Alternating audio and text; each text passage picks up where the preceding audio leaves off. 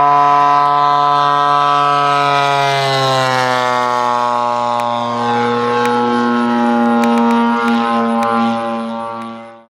have to admit that I really like the looks of the blacked out DX9, but what sold me was what you get in the kit.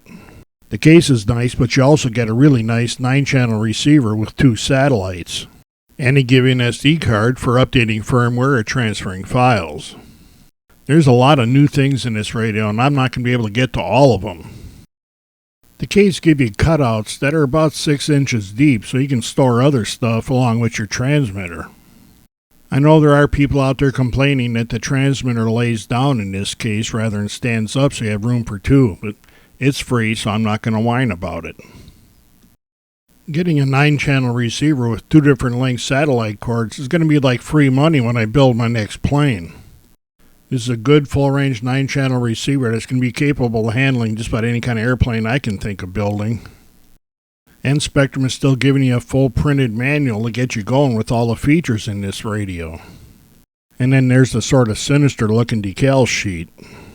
The new straight antenna is complemented by another one that's built into this handle and gives you another whole plane of signal strength.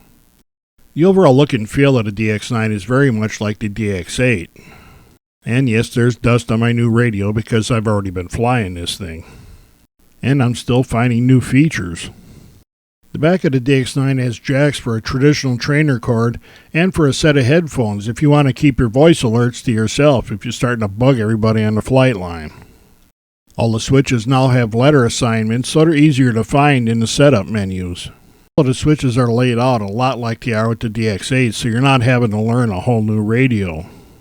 They also added these slider switches at the top of the grips on the back of the radio, and you can assign these for whatever you want.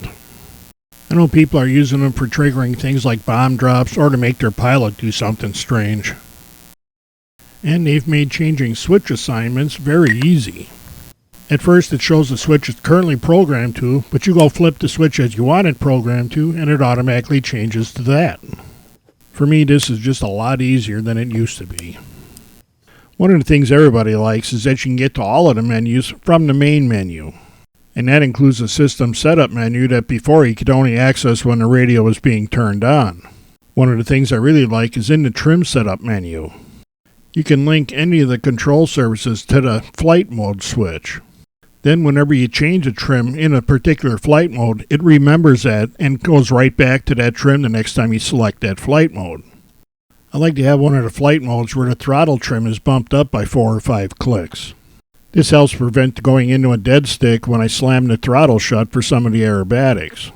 Then when I get ready to land, I flip it into the other flight mode and the throttle trim goes back to normal.